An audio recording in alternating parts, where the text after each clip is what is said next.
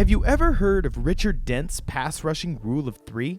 Chicago fans likely have, but for those who haven't, it's fairly simple. According to the Hall of Famer and MVP of Super Bowl 20, the key to a defense's success when rushing the passer is to have not one, not two, but 3 good pass rushers on their defensive line. When they do, opposing offenses just won't have enough blockers to double all their threats, meaning that on each and every passing play, at least one of the rushers will get exactly what they're looking for: a one-on-one matchup with an offensive lineman and a great chance at a drive-killing sack. And throughout NFL history, Rule of 3 defenses have utterly dominated the competition around them. The Steelers' Steel Curtain terrorized the 70s with Mean Joe Green, L.C. Greenwood, and Dwight White. The '85 Bears dominated with Richard Dent, Dan Hampton, and Steve McMichael. And only a few years ago, we saw Von Miller, DeMarcus Ware, and Derek Wolfe practically win Super Bowl 50 by themselves. So in 2018, when the Bears added the one and only Khalil Mack to a roster that already featured Akeem Hicks and Leonard Floyd,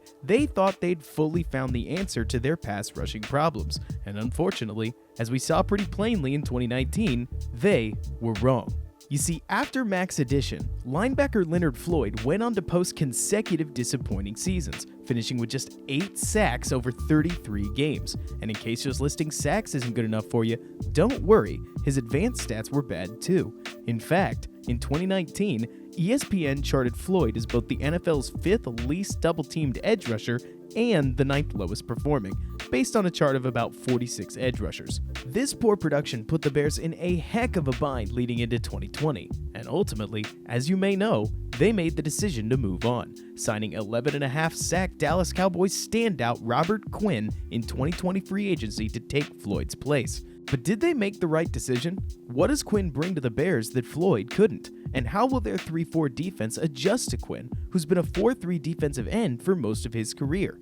I'll answer all these questions and more as I show how Robert Quinn is pretty much exactly the pass rusher the Bears have wanted Floyd to be ever since he was drafted. And without further ado, let's take a look at the Bears' new edge.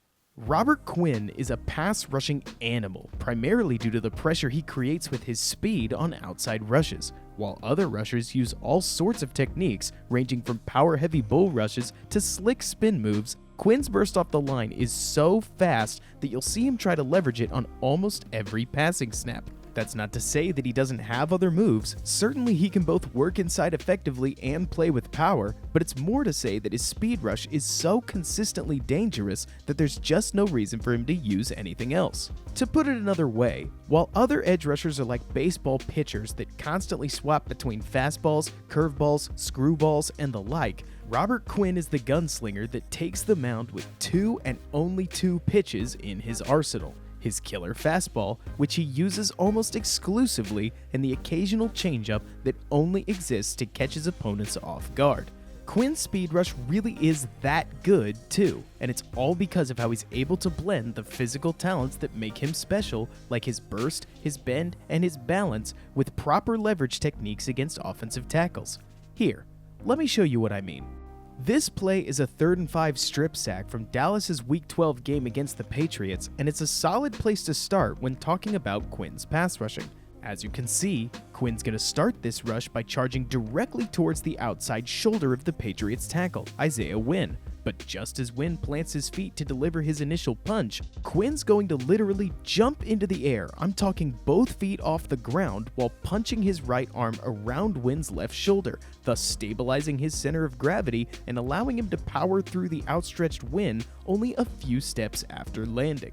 Without getting overly mathematical, the idea for Quinn to jump in the middle of a pass rush is flat out brilliant. Basically, Quinn forces contact early in the snap, requiring Wynn to firmly plant his feet to fight back. But because the 265-pound Quinn launches himself into the air as he takes that punch, Quinn's momentum continues to carry him forward despite the tackle's best efforts. Quinn then uses that right-handed punch to regain his balance while still in the air, and upon landing, finds himself well outside Wynn's frame, meaning that from a leverage perspective, the tackle simply isn't able to generate enough force to push Quinn off his line anymore. And because of this, Quinn is free to plant a strong right foot in the ground, bend around the hapless tackle, and burst towards Brady to finish out a huge strip sack. Quinn uses this jumping move all the time, so Bears fans get used to seeing it. His goal with this move and others like it is to do exactly what he did to Isaiah Wynn: force the tackle facing him into an overextended position and create an opportunity to rip around the edge. This play from Week 16's game against the Eagles contains another great example of this, as if you watch closely, you'll see Quinn use a sweet head and shoulder fake to draw out early contact with the Eagles' Jason Peters. As Quinn leans in, make sure you watch his feet. Though his upper body bends in to hit the tackle, his hips point straight down the line, and almost as soon as Peters latches onto Quinn, he finds himself wrenched too far forward and is utterly unable to stop the edge rusher from planting his right foot, making his turn, and stripping Wentz of the football. Speed, leverage, bend, balance. Quinn's got it all, and he consistently puts it to good use. And it's this exact blend of speed and skill that forces offenses to respond to Quinn as directly as they do. Whether it's the tackle anticipating Quinn's speed rush and jumping down the line early, which Quinn often punishes with an inside rush anyways, or play calls that involve deliberately rolling away from Quinn, stacking a receiver in front of his face, or even double or triple teaming him, Quinn commands offensive attention in a way that the large majority of edge rushers, and certainly not Leonard Floyd, just can't. He gives those playing against him very little room for error, as if the tackle is even a split second late out of his stance, Quinn is already past him for an easy sack. Or if the tackle momentarily glances away from him, Quinn will blast through him for quick pressure. And of course, if a play develops for too long, well, Quinn hustles very well, and if a quarterback hangs on to the ball, he's basically just asking to get hit.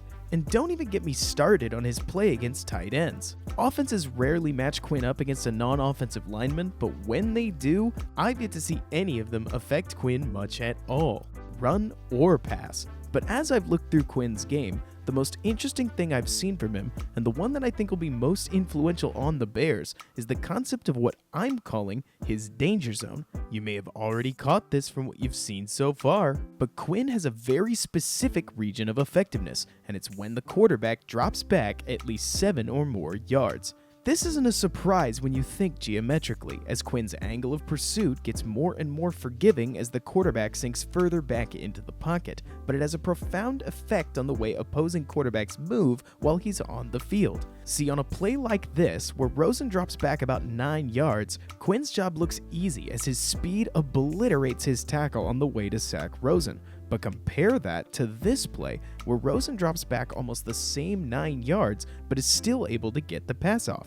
What changed? Simply put, Rosen felt Quinn bearing down on him and, in response, stepped up in the pocket, which gave him just enough space to make his throw. And against the Cowboys here, that works out fine. But you have to remember that when Quinn does this on the Bears, he'll be pushing the opposing quarterback directly into Akeem Hicks' danger zone, which is everything under about 7 yards. And if Hicks can't get him, Khalil Mack, whose danger zone is, well, everywhere, probably can. In this way, the NFL may very well see the rule of 3 come to life once more in Chicago next year. Between Quinn, Mack, and Hicks, opposing offenses just won't have enough bodies to double everyone, meaning stopping the trio will demand snap-to-snap perfection from every offensive line they face. The 3 should also feed off each other, because when Hicks breaks through the middle, he'll push quarterbacks straight into Quinn, and when Quinn rips around the edge, he'll force signal callers directly into Mack, and so on and so forth on all kinds of passing snaps. In theory, it's a perfect plan, but where could it go wrong? To answer that, let's quickly walk through Quinn's weaknesses to see for ourselves. Thus far, I've pretty much only shown you clips where Quinn succeeds at keeping his linemen's leverage off of him, and while he's able to do that quite often according to ESPN's pass rush win rate, it doesn't always happen. In fact, like most pass rushers, when Quinn gets caught by a lineman, he either goes absolutely nowhere or gets ridden off into the sunset about a mile behind the quarterback. And frankly, that's exactly why Leonard Floyd struggled as much as he did. Floyd had serious issues starting fast at the snap, often due to false steps or indecision, and this led to lineman after lineman latching onto him with ease. He tried to counter by using power and actually had some success, but as we discussed earlier, it just didn't happen often enough, and especially relative to Mack and Hicks, he ended up being a non-factor on too many passing downs. But moving back to Quinn, while he does get caught occasionally, that's by no means his biggest potential weakness. As a matter of fact, Quinn's biggest potential issue in Chicago has nothing to do with his play and everything to do with his fit in Chicago's defensive scheme.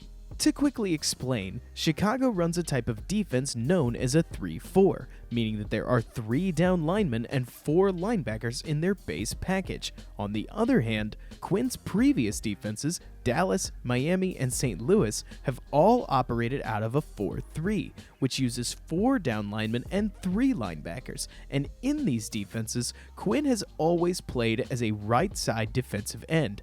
Technically speaking, that position doesn't exist in the Bears' defense, and the closest comparison would be the spot that Mack and Floyd play, outside linebacker, which predominantly functions as an end-style pass rusher but can also be asked to cover short passing routes, rush on both the right and left sides of the line, and often involves rushing out of a 2-point stance. This is where things get tricky for Quinn and the Bears, because Quinn's actually played outside linebacker before on the 2017 Rams, and, well, it certainly wasn't his best. Don't get me wrong, he still showed that same speed he's capable of occasionally, and even showed he could capably rush on the left-hand side, but throughout his time as an outside linebacker, he generally looked a bit slower and less effective overall than he had in basically any of his years as a 4-3 defensive end.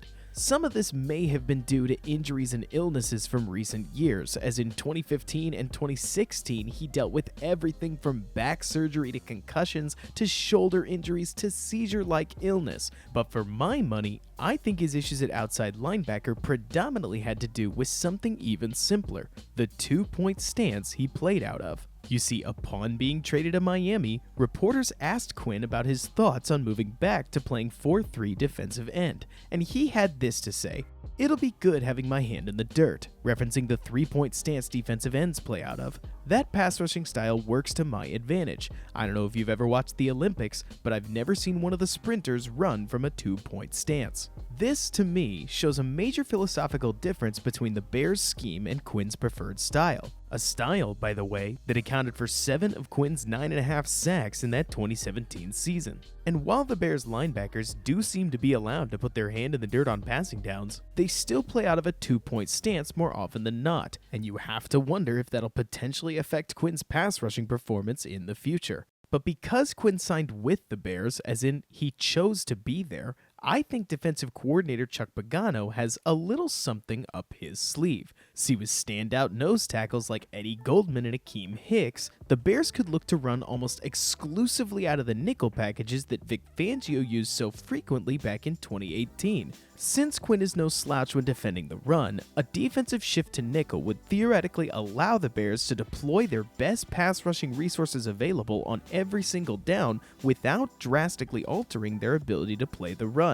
And the extra defensive back brought in, likely Buster Screen, will undoubtedly help to guard against the short throws and checkdowns that this ferocious Bears pass rush will likely force opposing offenses into. Because we already know that Quinn is so much more useful as a pass rusher than as a cover linebacker, this nickel setup should give him the best opportunity possible to consistently do what he does best: put his hand in the dirt and rush the passer, and it'd be right in line with what the Bears already do on defense anyways. In fact, if the Bears did transition to more nickel looks, there's really only one piece missing in their defense: a downhill tackling safety like Adrian Amos from 2018.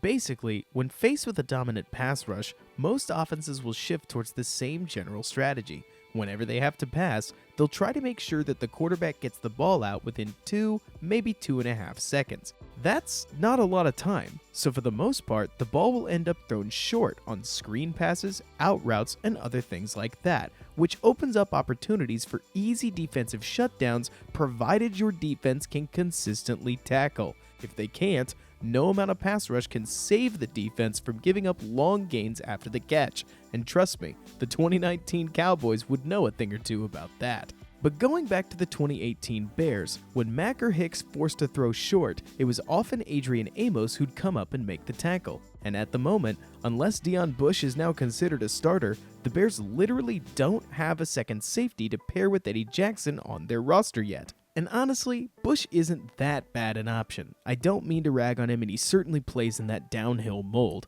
but I can't help but think that the Bears have their eye on someone, maybe Tony Jefferson from the Ravens, or a young gun in the draft that would fully complete this dangerous 2020 defense. With Mack, Quinn, and Hicks rushing the passer, Jackson, Fuller, and Screen patrolling the air, and Trevathan, Smith, and that new safety ready and waiting to make tackles on short throws, I don't need to mince words. The Bears, if they play to Quinn's strengths, could have one of the toughest defenses to pass against in the NFL next year, and I don't think saying that is any kind of stretch.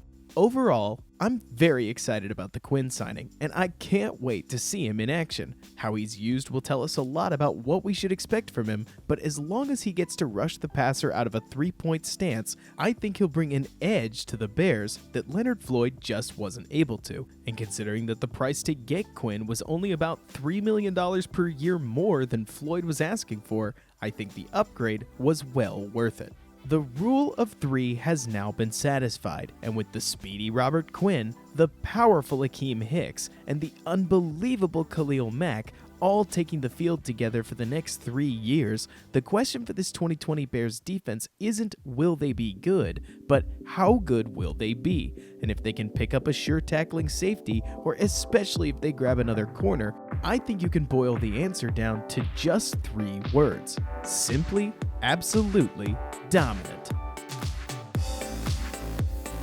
Thanks so much for checking out this video. I certainly hope you learned something about Bears' new free agent Robert Quinn, and if you agree with what I'm saying here, I hope you're as excited for the 2020 season as I am. If you ended up enjoying the video, be sure to like it on YouTube and comment below. That helps me share it to as many people as I possibly can and helps out the channel tremendously. I should be looking to get a Nick Foles breakdown out here fairly soon, maybe even break it up into a couple of parts, we'll see, but for now the video is long enough. My Patreon link is in the description, as is my Twitter and my podcast link, and Bears fans, until next time, bear down, and thanks so much for bearing with me.